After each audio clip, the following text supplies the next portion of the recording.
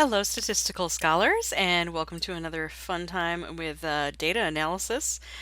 Today, I'm going to be taking you through the data analysis assignment number 6 examples for confidence intervals and sample size.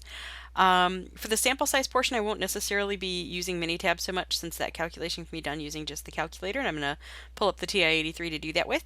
If you are wondering, yes, this is the exact same video as I did earlier on Minitab Express. It's just that now I'm on Minitab17, so you really don't need to watch this through twice. But for fun and gusto, I did them in a different order this week. Anyway, mildly crazy sounding, done. So, today I'm going to be looking at confidence intervals on Minitab using the means. So, well, the first two are going to be for means using the sample z and sample t, and then for the proportion. So remember, the difference between using a z and a t is that for the t, you're going to be using the standard deviation from the sample, also known as the standard error, instead of the standard deviation from the population. And I've highlighted this to kind of help you out as to pick out who's who is who. And the big thing is that as you're looking at this, I kind of remember it like if I'm using little s and I'm using the sample, you know, the next letter in the alphabet's a t. Look how close they are together. Woohoo! So that must be the one I use. It's a silly way to remember it, but that's how I remember it. Anyway, don't get dizzy. I'm scrolling. Let's do example 1. Of the 129 randomly selected adults, 32 were found to have high blood pressure. Find the point estimate for the proportion of all adults in the United States who have high blood pressure. So a point estimate is just a single value used to estimate the truth. Usually it's not the best way to estimate things because it's not necessarily true that when you sample off a population you're going to get something that's representative of the sample and that it's going to end up being exactly the same as the true mean for all of the adults in the United States. But even still, our point estimate for when I'm trying to do the entire United States or the entire census or the entire population is to just use the sample value if I'm just using one point, and that will be the 32 adults out of the 129, so 32 out of 129, and if you divide those out, you get 0.248. Alrighty. A better way to estimate this is to use a confidence interval. So we're going to use the 95% confidence interval for the true proportion of all adults that have high blood pressure. So we can find all of these in the same menu. So if we go up to Stat and then go to Basic Statistics, all of our sampling and our confidence intervals and hypothesis testing stuff is all in this same range of values. These 6 really here. Sorry, 7. I forgot about the paired t. Right, we don't really use the Poisson ratio here. You're going to see that in more advanced classes. 2 proportion, 2 sample, and paired, those are all used in Stats 2. Get it? Stats 2, all the 2 guys. But since I'm just doing one sample, we're going to be using one sample Z, the one sample T, and then the one sample P. Fun times. And in particular, since I'm dealing with proportion, I'm going to be using the one sample proportion this time. Alrighty. Now, it pops up just like with Express. The first option it goes to is, hey, do you got some data? And we are not using data. We've got some summarized information, so we're going to be using the summarized data option instead. It asks you for number of events, and that's your defined success, whatever that happens to be. In this case, that's having high blood pressure. I don't know how successful that is. Out of 129 for my number of trials, which is also your sample size. And now we need to go into the settings. So there's some options we are going to click on here that we need to make sure are correct. So since I'm doing a 95 percenter, I want to make sure my confidence level is correct, and it is. It's a 95. I would change this if I was going to be doing a different one. I want this to be set to be a not equal to. If you change this to anything else, like if you drop down and grab this less than or greater than, you're only going to get one end of the confidence interval. Minitab does that. I'm not really sure why.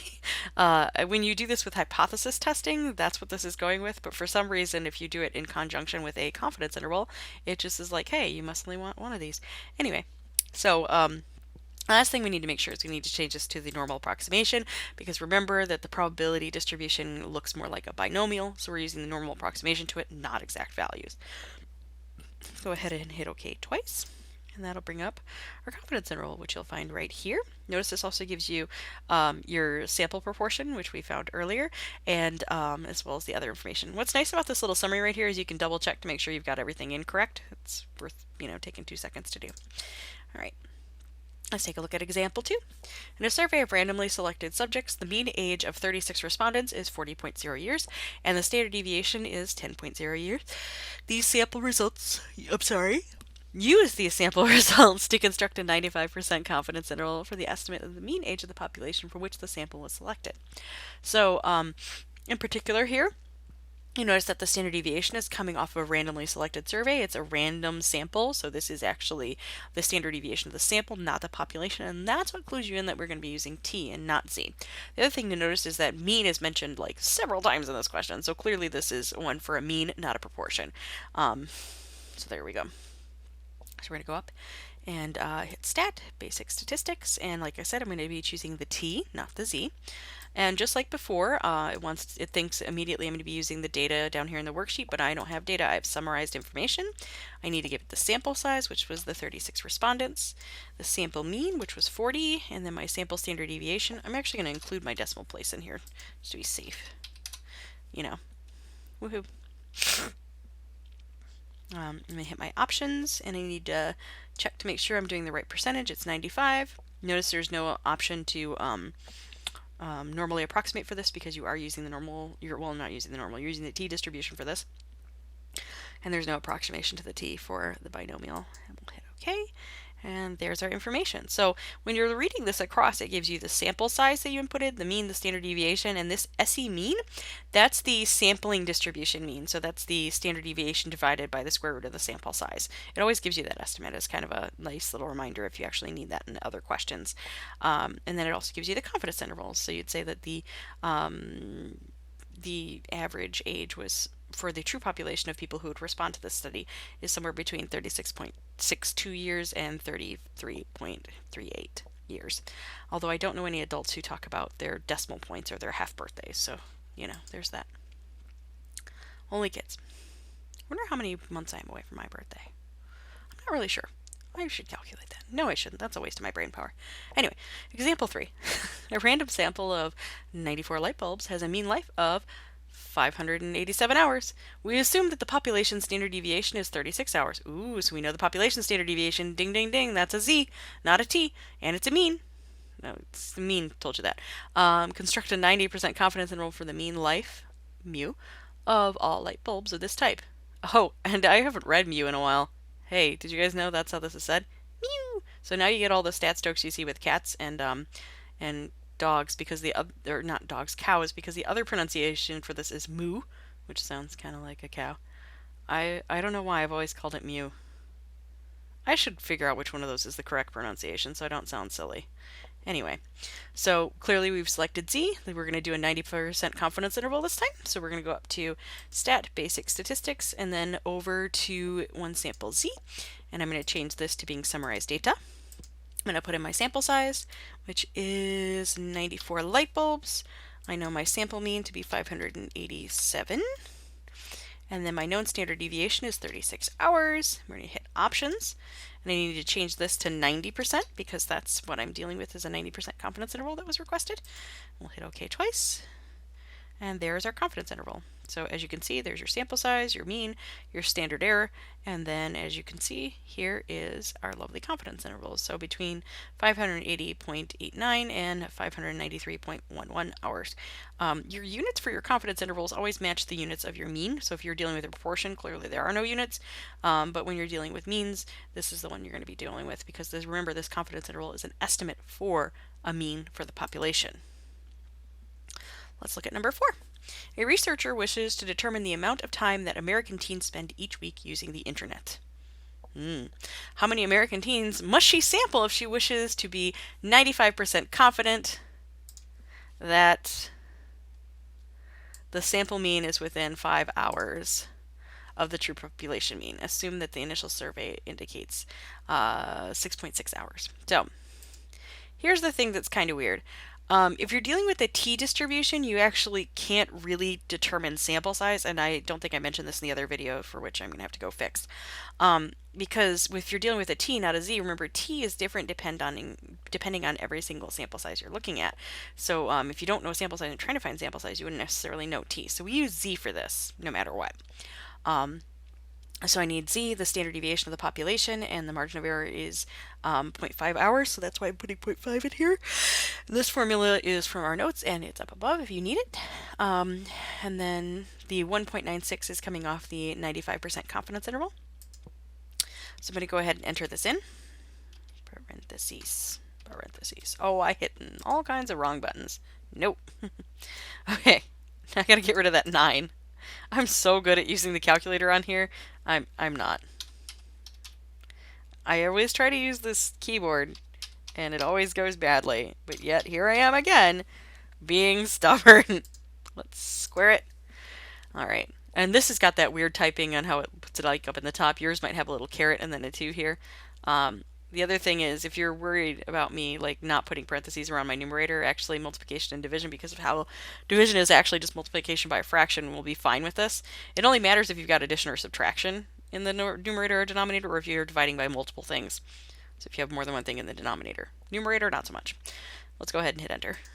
Woohoo! 6.6930 and a bunch of stuff. Remember, with this, we always round up, because if you round down, there's a quite frankly, your margin of error might be larger than what you expected, which would be worse, but being smaller than expected is not a bad thing. And for those of you who didn't really like me not putting parentheses around the numerator, I'll real quickly calculate it with parentheses around the numerator to prove to you that I am not a liar and that you don't really need them here. So let's go ahead and insert those. If you're playing along at home, I did just use second and then enter, which gives you the entry option. If you hit this repeatedly in succession with each other, so second enter, second enter, second enter, it'll bring up the last few things that you've entered into the calculator. So like I said, I just pulled up the last thing I entered, and now I'm just changing it a little bit. Second insert, parentheses. So I've added a parenthesis around my numerator to prove to you I'm going to get the same number no matter which order I do this in. Woohoo! Are you surprised? You know, math is my thing, yo. Why am I talking like this? All right, so example 5. An economist wishes to estimate the proportion of Americans who own their house. What size of sample should be obtained if he wishes to estimate within 3 percentage points of a 90% confidence? Now, if he uses a 2000 estimate of 66% obtained from the U.S. Census Bureau, he's going to get different values than if he uses the worst case scenario, which is 0.5 and 0.5. So for part A, we're going through and doing it using this previous estimate. This is pretty typical of I have some survey information. I'm going to use it to pick out what I'm going to do in my next survey. You see this a lot with medical trials, where they'll repeat trials and do things multiple times to using previous information to estimate what they should do in the next one. In the second version, we're going to do this using no prior estimate, so we're going to use that 0.5 worst case scenario.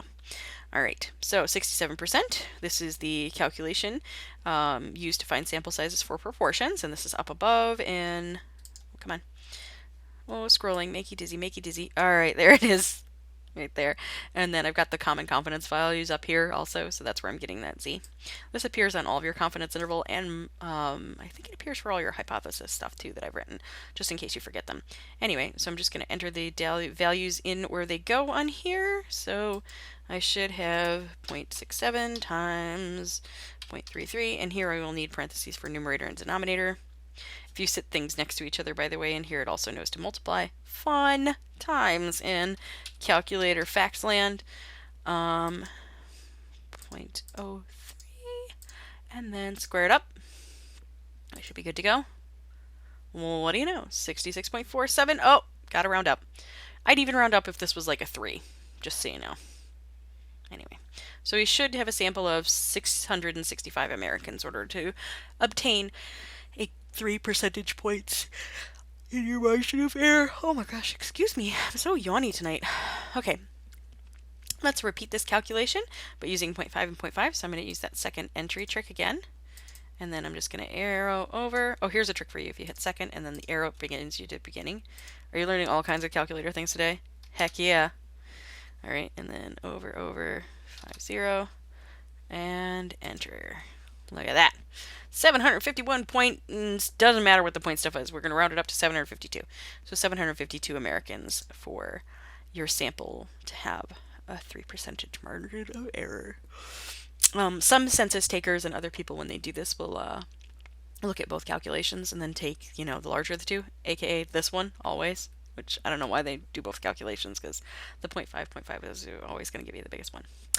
Alrighty, that's all I have for you today, and I've got to pull up my little window to stop it. Bye!